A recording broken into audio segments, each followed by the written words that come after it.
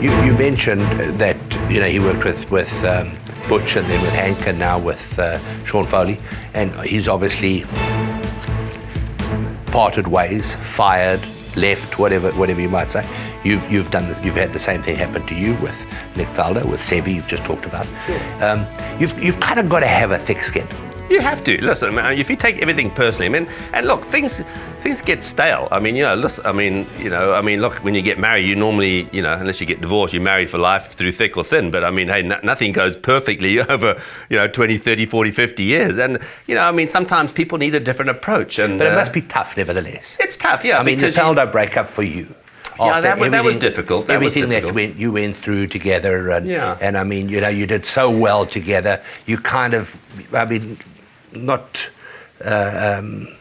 belittling what happened with Nick Price, right, but Faldo and Leadbetter, kind of went together. It did, yeah. We had a great 13 years together. I always kid, I hope he doesn't watch this show, but I was a kid. I said our relationship lasted longer than his 3 marriages. That was pretty good, but we honestly, I have to say, it's lasted longer than mine both as well. Okay, so far. Sorry, Dan. But I'm still working on the second one. Okay, there we go. But listen, we had a really good relationship, but we didn't really have a crossword. Nick, if you know Nick, away from golf, he's a very different character to when he was around golf. Because I always remember a couple of years ago at St Andrews where, we split up in 1998. But when I was with Ernie, he was playing with Ernie, and Ernie said, "Man, look." He's not the same. He's still the same guy on the golf course. And Nick was just playing obviously he was playing the Open because he wanted to play in the Open. It's not because he felt he was going to contend, but he still had that same, when Nick got around the golf course, it was just him, just very focused, very centered, very hard on himself, he always said, "Oh, I wish I could have been different on the golf course." He wouldn't have been successful if he was different. He had the sort of the Hogan mentality. He was blocked everything else. I'd always remember, I was working with Ian Baker Finch, and when Nick won the Open at St Andrews in 1990, and they got drawn together in the last round, and I said, "Finchy," I said, "don't expect Nick to watch you hit one shot, to say good shot." I said, you won't even be there as far as he's concerned." And he's at the end of the round, he said, "You're right. He didn't even know I was in the group. He was just so focused on his own game that listen. He made my career. I helped make his. I think to a certain extent. Through chemistry, through trials and tribulations. Obviously he became, one of the world's greatest players. And so, but it was, and he was an ideal student. The guy was just so focused on trying to, on getting it right and knowing what right was, being able to control the flight of the ball. His whole goal originally was to win the Open. And when I first, I remember seeing Nick. We played up at Victoria Falls, way back when. I remember when, people used to leave boxes on the tees there.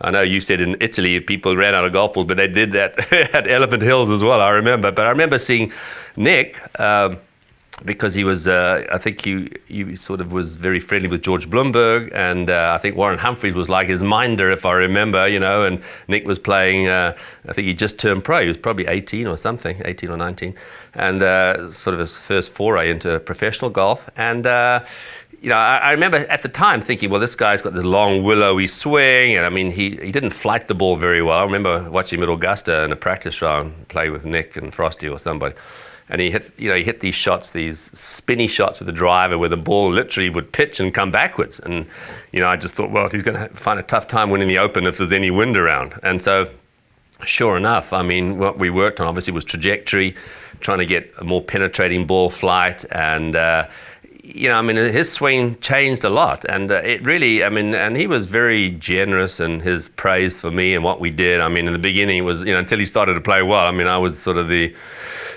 ogre, I suppose, as far as British golf was concerned. Who's this guy, messing up Nick Faldo? Had already won the Order of Merit, and he'd won Harbour Town in 1984. We started working in 85, but 87, it was funny. We said, hey, a couple of years. This is going to take a couple of years. And if you really want to get this right, you've got to be patient. And he, all credit to him, boy, he stuck to it. And even though he went through a lot of hard times, nearly lost his card here. I remember Disney was the last tournament of the year. He had to play well, make the cut, and finish reasonably high up to keep his card even. all credit to him. And I say it was a wonderful experience. I mean, I wouldn't trade it for the world. Over the years, you've been teaching now for what, 30 odd years? Longer. Over the years, 40 years now. There must have been some really funny instances on the lesson team. I always remember with Gavin Levinson, with Gavin, Gavin's petrified of snakes. It actually was just after a lesson with Gavin, and he calls me up and says, hey, listen, because he was staying in one of the condos. We used to stay at this resort called Greenleaf, which is actually not far from where we are right now, funny enough. It's where Andy Beans hang out, And so he said, hey, listen, I just opened the door and there's a snake on my doorstep. What do I do? So I said, well, hang on. Yeah, I'll call up the security and they'll come around. And they came around and they killed the snake, and so he was all happy, So I said, okay, everything's clear now. And I thought, no, hang on. And I had this big rubber snake, So I went and put it back on his doorstep again, So he was coming out because they'd go to lunch or something, him and Penny and the kids, and he opened the door there and he jumped back there, knocked Penny for 6 there, and he calls you, hey, I've got another snake here, I said, go and stand on there, Gav. I think you'll find it's made of rubber, But no, listen, I remember the time where, my assistant there, it was his birthday, and we brought in a woman who was a belly dancer, and we sort of put him on the tee, or put her on the tee there with him, but I've been knocked out on the tee. I was knocked out once by a guy, he sort of swung back and knocked me out. And so I don't know what I would have loved to have seen his face, because there I am sort of lying, prostrate on the tee there, and actually, I got hit I was standing behind a woman and I got hit by her. Can you imagine standing behind somebody, watching her hit in this direction, and I'm standing behind her, and because, if you stand behind, you think you're safe. You stand maybe this side, you might, they might pipe it or something and hit you. But so she actually missed the ball, and on her follow through, she came back down, and it was the best shot she hit all day. It hit me right in the knee, so I collapsed there. Let's see what else. There was some. I'd have to think back on some of the things. Listen, my life it's been a lot of fun. To me, it's never been a job to me. It's just been like a hobby, a passion, a love, and I think back to, years gone by and all the people that I've met and had the opportunities. As I say, look, would I have rather been a player? If I had to be honest, I'd say, yeah, sure. But as look, as great a player as you were, you know how tough it is. You played over here, and look at Bobby Cole. There's a guy. When you look at that guy, you think that guy cannot miss. And there's no way. And as great a ball striker he was, and as much success as he had in South Africa, and I know he won one tournament over here, but you just can never tell. And you look at other players, and you think, now how does if you look at an American player like a Fred Funk, here's a guy who you sort of look at and say, yeah, he's okay. But the guy's won millions out here, and you just never can tell really, what constitutes, somebody's ability to really play at that very top level. It's a very nice way to finish, because you mentioned Bobby Cole, the most beautiful golf swing. You look at somebody like Louis Oosthuizen, a beautiful golf swing. Gene Littler, beautiful golf swing. Sam Snead, beautiful golf swing. And then you get the effective swings like Trevino, Hogan, and a number of others. Right. Just go through the swings that you admire and the swings that, if you could, take and give them to people. Okay. Whose swings would they be and why? Well, listen, I've had the good fortune to work for many years with Ernie. Now, listen, you don't get a more natural swinger and great ball striker than Ernie. He's probably the modern day Sam Snead. When I look at Ernie, obviously in the modern era, if I go to any clinic and I say to people, listen, if you could buy a golf swing, who would you like to buy? 90% of people say Ernie Els, without a doubt. A couple of people say VJ. Not too many takers on Jim Furyk, funny enough, but I really love Jack Nicklaus's swing. I just thought that, especially look at his younger years. Obviously his swing has changed a lot just through the fact that he doesn't move as well as he used to. But a very powerful golf swing. I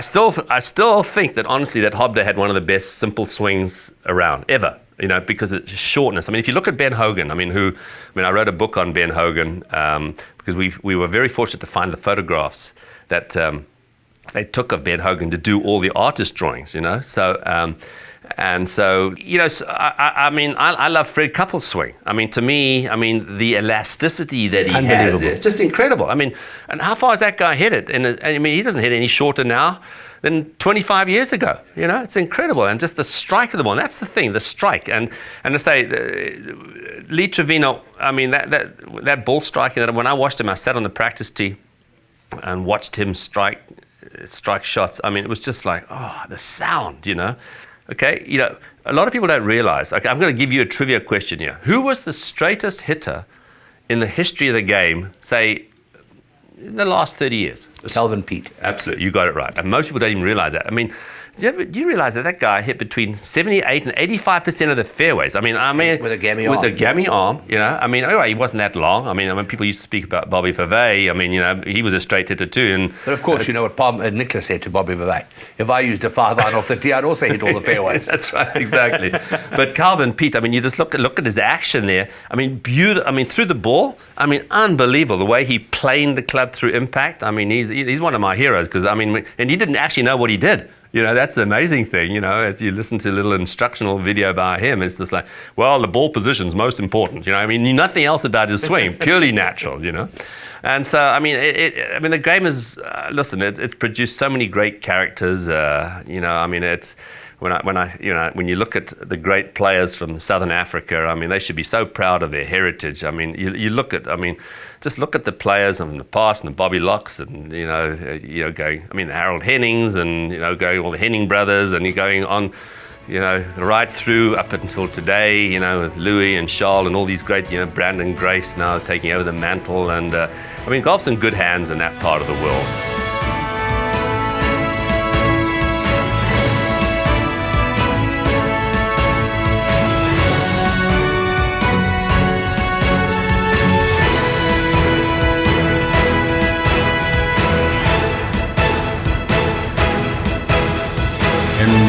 There it was, Vincent winning the French Open 1976. I mean, when we saw this in the newspapers, we could not believe. All black people, I think, in this country were jumping sky high that we've got one of us winning a golf tournament.